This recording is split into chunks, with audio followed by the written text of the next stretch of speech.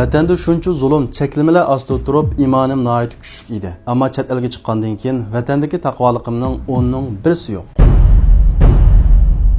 Men Turkiyaga kelgandan keyin nihoyat suslashib ketdim. Hatto namozim ig'ir keladigan ba'zi namozlarni tashlab soldim. Bu navbatdagi Uyg'ur jamiyatimiz duch kelayotgan amaliy reallik. Biz hozir iymon e'tiqod jihatda shallanish, tanlanish bosqichida turyapmiz. Chunki atrofimizdagi yumshoq vositalar o'zimiz his qilmasdan e'tiqodimizga salbiy ta'sirlarni ko'rsatyotdi. Bo'libmi o'quvchilar orasida iymon e'tiqod jihati susluq, namozga sal qarash, gunohdan o'zini tortmaslik ahvoli nihoyat ig'ir. Ba'zi o'quvchilar o'zining bu ahvoldan afsundiganligini aytib, ba'zi bir chora usullarni bizdan so'radi. Men yo'l ko'rsatgudek darajada taqvo bo'lmasammi, bu masalaga men o'zimmi duch kelgan bo'lg'achqa bildiganlarimni o'rtaqlashaman, balkim inshaalloh foydasi yetib qolishi mumkin. Bizning namoz ibodatga qo'shaqmasligimiz, gunohdan o'zimizni tortolmasligimizning sababi bizning iymonimizning bizni namozga harakatlantirishga, yomon ishlardan to'sishga kuchi yetmaganligini bildiradi. Payg'ambar alayhissalom sizlarning biringlarning iymoni xuddi kiyim ko'nirgandek ko'niraydi. As'alulloha ayyujaddida iymanakum. Allohdan iymoninglarni yangilab berishini so'ranglar deydi. Undaqda iymonimizni qandoq yangilaymiz,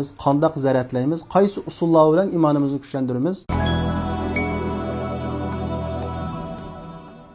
Birinchisi tafakkur qilish va o'yinlash. Biz atrofimizga, dunyoga va o'zimiz qaraydigan bo'lsak, ajoyib, hayron qolarlik mo'jizalarni ko'ramiz. Lekin biz tafakkur qilmaydigan, o'ylanmaydigan holatda kunib ketdik. Asli biz badanimizdagi, atrofimizdagi hamma narsalarga tunji ko'rgan qarash bilan qaraydigan bo'lsak, dunyoning hayron qoladigan narsalarga toshqanligini va texnik tafakkur qilgan vaqtimizda shu hayron qoladigan narsalarning Allohning, ya'ni bir yaratquchining borligini bildiradiganligini ko'raymiz. Shuning uchun Alloh taolo Qur'on Karimda osmon va zaminning yaratilishida, kecha va kunduzning almashib turishida aql egalari uchun Allohning birligini va borligini bildiradigan nurg'ulg'an alomatlar va deydi. Shuning uchun biz tafakkur qilishimiz kerak, o'ylashimiz kerak. Dunyoda chuqur bizning bir vazifamiz, majburiyatimiz borligini esimizdan chiqarmasligimiz kerak. Alloh taolo Qur'on Karimda 20 ga yaqin o'rinda bizni tafakkur qilishga buyurdi. Ikkinchi usuli dunyoda hamma odam qochib boqadigan, ammo qocholmaydigan bir haqiqat bor. U bo'lsa-mu o'lim, buni unutmaslik kerak. Dunyoda taxminan 1 minutda 110 odam o'ladi. Hammamiz o'lib ketamiz. 100 yildan keyin, ha bo'pti 120 yildan keyin hozirgi dunyodagi yer shardagi odamlarning birisi qolmaydi. Hammasi o'lib, yana ostiga kirib ketadi. Allohning oldiga borgan vaqtimizda, ey bandam, men senga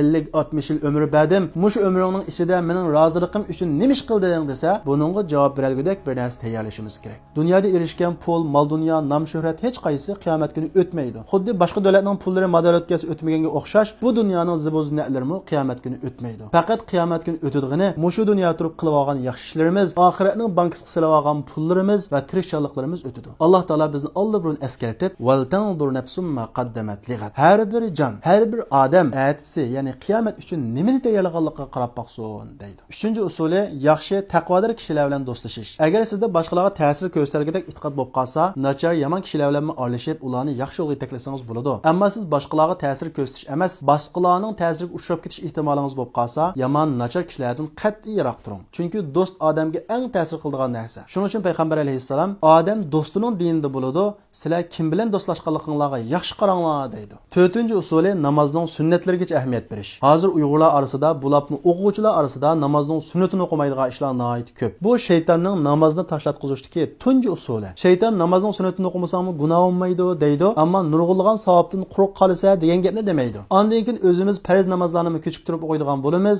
oxirida farz namozlarni ig'ir qiladigan holatga kiramiz. Aslida namozning sunnati xuddi kiyim badanni qo'ydiganga o'xshash farz namozlarni qo'daydigan qalqon. Alloh taolo bizga 24 soat vaqt bersa, 23 soatni o'zimiz uchun ishlatib, faqat 1 soatni Alloh uchun beramisak, biz qiyomat kunidagi Allohning azobiga loyiq. Chunki 3-4 ming riyal maoshni deb kunda 8 soat 1 oy ishlab beramiz. Ammo jannatni deb kunda 1 soat vaqtimizni ajratolmasak, o'zimizdan so'rab baqsaq bo'ladi. 5-si iymon e'tiqod qalbimiz gurulishadi. Biz iymon e'tiqodimizni ching, mustahkam, pokiz tutishimiz uchun iymon e'tiqodimiz urulishadigan qalbimizni pokiz tutishimiz kerak. Chunki stakan maynat bo'lsa, biz uningga qancha pokiz suv quysaqmi, suv yanada bulg'unadi. Undaq bo'lsa, qanday qilib qalbimizni pokiz tutamiz? Birinchidan Qur'on o'qishni odat qilamiz. Oz bo'lsa-mu, bir bad bo'lsa-mu, Qur'on o'qishni tashlamaymiz. Chunki Qur'on Karim qalbimizni pokizlaydigan birinchi usul. Alloh taolo Qur'on Karimda: "Ya ayyuhan nasu qad ja'atkum maw'idatun min robbikum va shifaa'un lima fis sudur" deydi. Ey insoniyat, Robbinglar tarafidan sizlarga nasihat bo'ladigan, qalbinglarga shifo bo'ladigan Qur'on keldi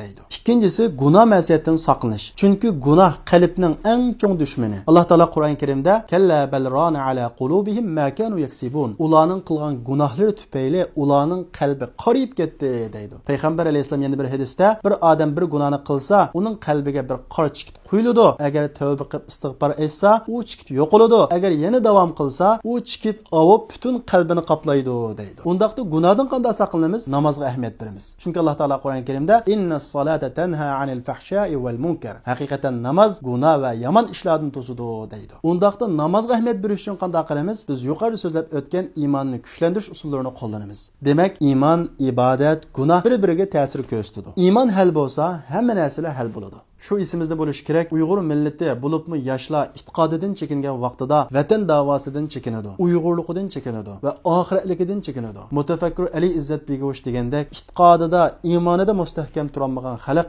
dushmani oldida mustahkam turolmaydi, inqilobda mustahkam turolmaydi. Li ajlika ya Rabbi nas'a bila tawanin wa tahlu tariqul khatar نسير وننشر